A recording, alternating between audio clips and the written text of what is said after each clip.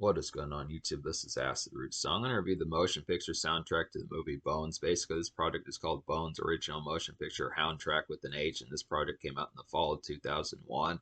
Now, I want to say about this particular project as far as that kind of goes, it says on Wikipedia that it's actually called Bones Original Motion Picture Soundtrack with an H as far as that particular going to happen. So because Snoop Dogg is affiliated with dogs and pictures like that, it may actually be on the CD where it says motion picture soundtrack, just some of that relative pitch. So I look after that particular concept. Pretty dope concept, going to get that in particular. Do you like that relative kind of extra spice on that as far as that pitch goes? But it is a concept. This is the soundtrack to the movie, and I'm going to review that. So this is a quality hit movie back in 2001. Definitely had some good appeal about it. This had some heraldment.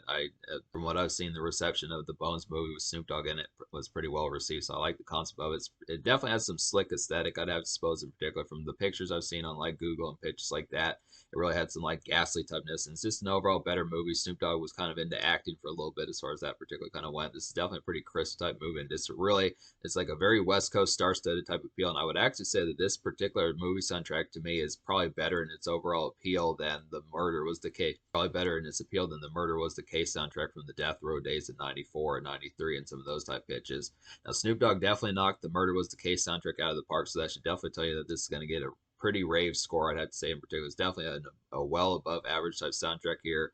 Jackal Goldkick had talked with me in the past about how he thought it'd be cool if I were to review this particular product. So I figured I'd kind of get towards this one and see what's up with it as far as that particular pitch kind of went along with it. I want to kind of see what it was about. So I look after this particular soundtrack. It does have some dope stuff on here. Like I was saying, it's a pretty overall super superb type project just within that relative pitch. It definitely has some offhanded and kind of seldom heard about Snoop Dogg songs as far as that particular kind of goes. And it's pretty much like a West Coast kind of compilation affair as far as that particular kind of happens. Snoop Dogg is not on every song on here, like I was saying. It's a good concept, but Corrupt is on here a couple of times. Exhibit's on here. Cocaine's on here a couple of times. The East Side is on here.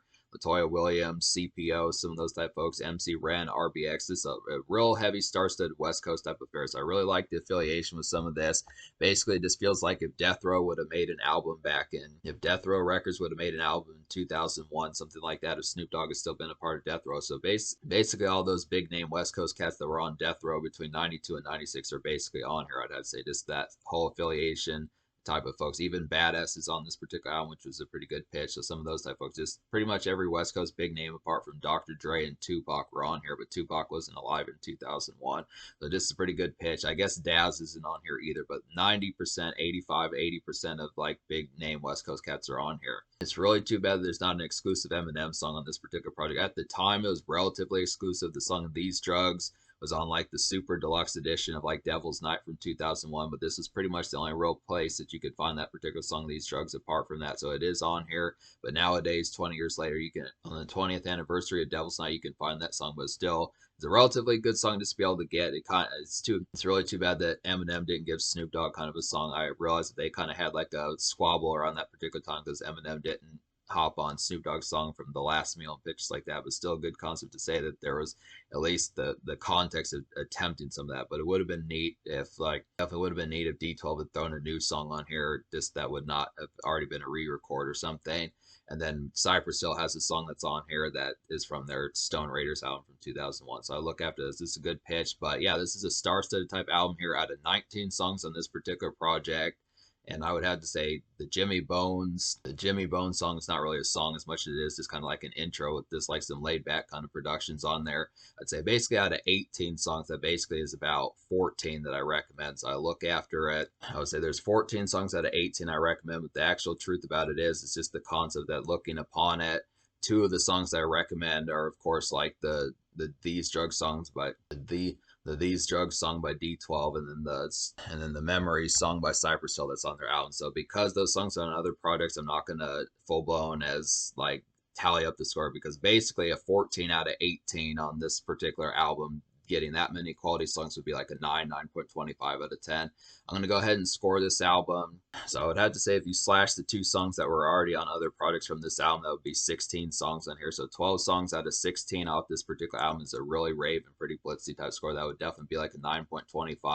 But I'm going to look after it just within the concept. I'm kind of questioning as to what I should give it. I just look after it because there are like 4 songs on here I don't recommend, but I would have to say 12 out of 16 is pretty good. And then if you tally up the score even further, that would actually be 14 out of 18 just to be able to say that. So I look after it. I think I'm going to give this album like a 9 out of 10. I just would have to say it's kind of the concept about it, just being able to say that, I mean, it's basically 14 out of 19 because I don't count the intro, but the intro was not really lyrics as much on there, so I just would have to say it's really out of 19 songs, it's really 18 songs, not counting the intro. And then to say 14 songs out of 18 basically should be like a 9 out of 10 approximately. I mean, it would get a 9.25 if the songs were original and exclusive, but it's just going to be a 9 out of 10 because the songs would be found elsewhere. So that's the concept. Pretty blistering type appeal. This particular album is just a lot of good songs. That's what I'm trying to convey off this particular review, is just trying to say that it's pretty packed to the gills and just overall has a pretty glitzy and overall pounding type of feel. But basically the lead single, there was a single off this project, which is interesting because it's just not a very commonly talked about Snoop Dogg song here. So there's a lot of songs we're going to talk about. We'll try to get through this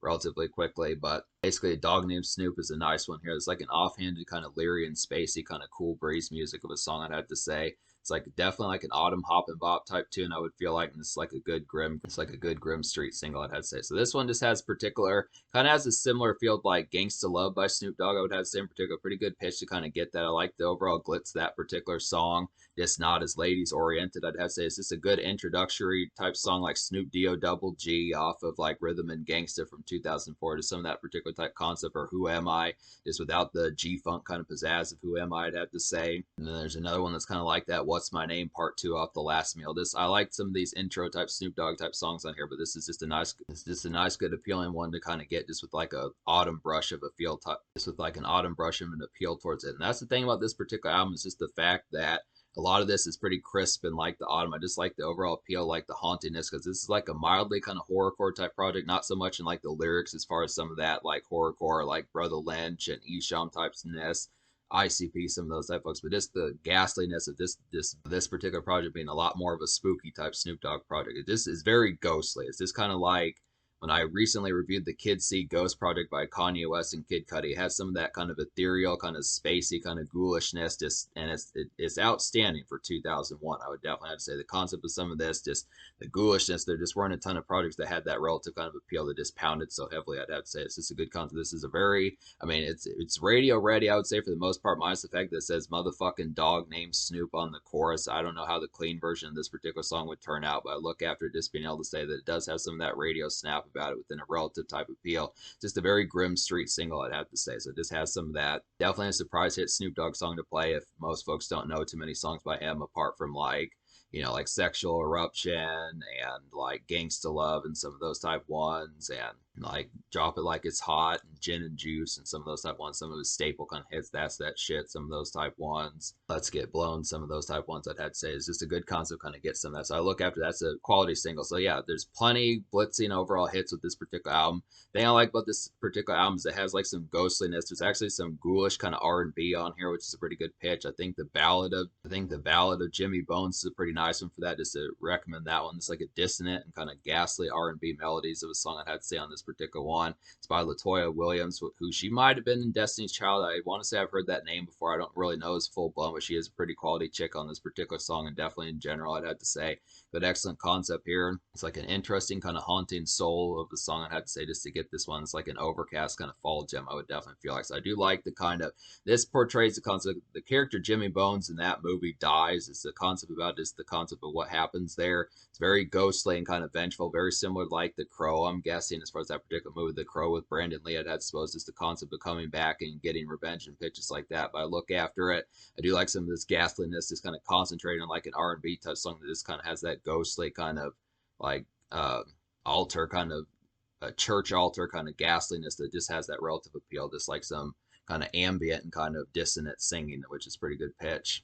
There are a series of club bops on here. Raise Up is a pretty nice one. Like I said, Snoop Dogg's not on every single one of these songs, but he is on a handful of these. But a lot of these folks do pretty well. It's not like a typical movie soundtrack where some of these folks are only like the big names are good. A lot of these folks really go in for this particular record, which is pretty awesome. But Raise Up has Cocaine on there. It's like a nice electro hop kind of club tune, I'd have to say. It's like a good bounce and haunting jive about this particular song. It's just this has some great warp vibes for like 2001. The song has some great warp vibes for 2001, I'd have to say, and it's a pretty good song that slaps. So I just have to look after some of these in particular. So Cocaine is an R&B artist, so it's a pretty good pitch to kind of get some of that. Just a good glitzy type of feel, just like a nice electro club hop, just to kind of get some good tunes for that. If You Came to Party, it's a pretty nice one. It's like a thumping kind of ghoulish club noise of a song I'd have to say in particular. This one goes well with Raise Up. I would definitely feel like this is like a good buzz song I'd have to suppose, and it's a pretty litty overall feel about this particular one. Definitely some good one to get some smokage in your system. Just a nice one to kind of have some of that kind of jive pitch like that. This is probably one that could have been like a great second single. I'd have to say it really has some radio kind of appeal. It's too bad that the East Siders didn't stick around longer because Trady and Goldie Loke definitely had some good moments as far as that pitch can happen back in those days, the early 2000s, just within that relative pitch. Just an excellent type concept to kind of get there. But this is a pretty good buzz song. I definitely feel like this probably could have been a promo single, something like that, if you came here to party. Real nice pitch about it.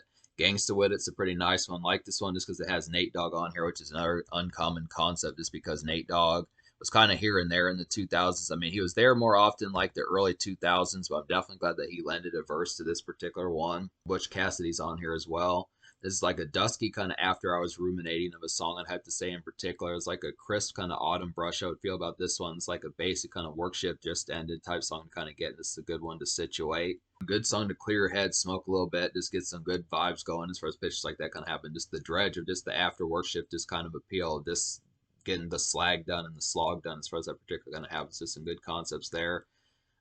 Legend of Jimmy Bones is a pretty nice one. This is another nice grim type one. It's like a grim kind of West Coast evening activity of a song I had to say in particular. It's like a good end of work shift type sludge. I would definitely feel like this is some good definite malaise. So it's just a good concept. If You Came Here to Party is one that Snoop Dogg is on, and also another one that Snoop Dogg is on is Lemon. Also another one that Snoop Dogg is on is Legend of Jimmy Bones. I'd have to say it's like I was saying, this is some good definite malaise kind of get here. Just really that drudgy type of feel. It's interesting kind of have some of this as far back as 2001, just because a lot of folks, like I said, this is kind of a trailblazing type one that did some dual type things, or even I don't know what the third form of dual would be to say triple. It wouldn't be trial or something like that, but just looking after the concept of just being able to say it really amalgamated like how to do a movie soundtrack in like the 2000s. It definitely had like some good. It was doing a lot for horrorcore at the time. It had some good. It was doing a lot for horror. It did some good stuff for horrorcore at the time. It was doing a lot for movie soundtracks, and it was just overall kind of glitzy type album that just was pretty standout just overall for 2001. I'd have to say. So it's just an excellent type concept that was pretty ahead of the time. It's kind of similar to some of those type movies. Like when you think of Donnie Darko and some of those type pitches that kind of had some of that appeal. There were some good movies that came out of 2001 that just had a lot of ghastliness. There's probably another one that I'm thinking of apart from Bones and Donnie Darko, but can't really think of it at this particular stage. But it's just kind of the concept of some of those type ones that really had some of that real kind of ghoulishness about it, and this overall grimness that just works extremely well. So that's a good malaise type one. Just got done with work shift, just unwind a bit. Fuck With Us is a pretty nice one. This is like a good jivey kind of loud pack song. I would have to say it's some quality West Coast. This is like a quality West Coast posse gem. I would feel like this has Trady on there and Exhibit and Corrupt on there. And this is like some fraternized noise. I would definitely feel like, and it's a good seldom kind of hit to kind of get here. This particular song does not have Snoop Dogg on there, but it's a good pitch to kind of get some of that. Just some of these backup cats kind of have in particular. Just overall has a pretty glitzy type appeal to kind of have for that. Definitely appreciate the assortment of some of these type songs. This really works pretty well. Like the fact that there's some backup cats, and that's the thing about it. Snoop Dogg could have put like some pedestrian folks on there that were not big names like Corrupt, Trey D, and Exhibit. Some of those type folks, Badass, some of those type folks. Bunch of folks like that, Cocaine, Butch Cassidy, but I'm glad that he had enough. I mean, he's pretty lined up with affiliation, so it's just the concept that even folks that are kind of not necessarily A-list, but maybe like B-list, B-minus list in terms of like their appeal and overall commercial aspects, I still would have to say this is a pretty quality album just to say if you enjoy the West Coast kind of thing. Endo is a pretty nice one. This is more of like an instrumental. This feels more like a score type song. I wonder how good the score soundtrack, because there were two soundtracks. There was the Bones soundtrack, and then there was the Bones score. So this is one that just doesn't have any rappers on there. This is just an instrumental, but it is a nice one. It's like a nice hop and bop kind of smoke a sweet type tune, just to kind of have this in the neighborhood type dredge as far as that particular kind of goes. Standard Day in the beginning of the song, and then it switches later on within the 2 minutes of the song to like a more devilish kind of sneer and just domain type flavor. So it's just kind of a concept of you just pull up in your driveway some pitches like that, walk into the house, and things switch up, and you just have your gothic place, you just kind of have your gothic house, your man cave, some pitches like that. Just overall that kind of just ghastly and just ghoulish type appeal, just a real gothic type den. I'd have to say in particular, it's just a real haunting typeness for like some horrorcore type fare. It's just a good, excellent concept. Also some pretty good interchangeable Yes, rolling up sweets type fare. Also some pretty interchangeable roll ups and swisher sweets type fare as far as that particular pitch kind of goes. Just some good hangout banter as far as that would kind of happen. Probably need to be more songs like this. I mean, I'll definitely tell you if the score was like this would definitely be some pretty excellent stuff. This is just an overall nice one. Good, clever song to throw on here. Death of Snow White's a pretty nice one. It's like a malaise kind of evening foray of a song I'd have to say in particular. This is definitely like some work shift kind of unwind, I would feel like. And it's like a basic kind of autumn. It's like some basic kind of autumn rap dredge, I would have to say in particular. And this is like some good stuff here. It's like a good commercial feel that this song particularly kind of has. So I just like the concept of it. This kind of feels like something, yeah, Death of Snow White just has some commercial type of feel. Just a very dredgy type one, just some of that relative sludge of just 4 o'clock p.m., 5 o'clock p.m., 6 o'clock p.m. as far as pitches like that kind of happen. Good concepts there. It's Jimmy is a pretty nice one. It's like a ghoulish kind of city out and about type tune to kind of get. I would have to say it's like a good slog kind of day. I would feel like this is a great autumn stroll type music. I would have to say pick up some goodies, smoke some good, some pitches like that. I'd have to say yeah, but It's Jimmy is definitely a pretty haunting type one to kind of get. Pretty similar to like some of these type ones. Like I'd probably say like Raise Up just without the nightclub type appeal and some pitches like that. But there's definitely another one on here. Maybe It's Jimmy's Revenge. It's kind of like that a little bit too. A little bit of Dog Named Snoop, some of those type ones kind of get just the. I do like some of these outing type ones. This kind of thing about this particular album is it has like a balance. It's not just strictly nightclub or just kind of ghoulishness. It's pretty varietized just within the tone of it. There's some songs on here that are great for like this hop and bop type strolls, just around the neighborhood type stuff. It's not. I mean, it has the nightclub songs on here within an appeal, but it keeps that within a horrorcore type aspect. So it's just like some good kind of October music, just whether it's kind of more socializing out and about with whether it's socializing out and about with like some night jive or just kind of more day travelers, so just picking up tacos and swishers and some of those type fares. Just some good kind of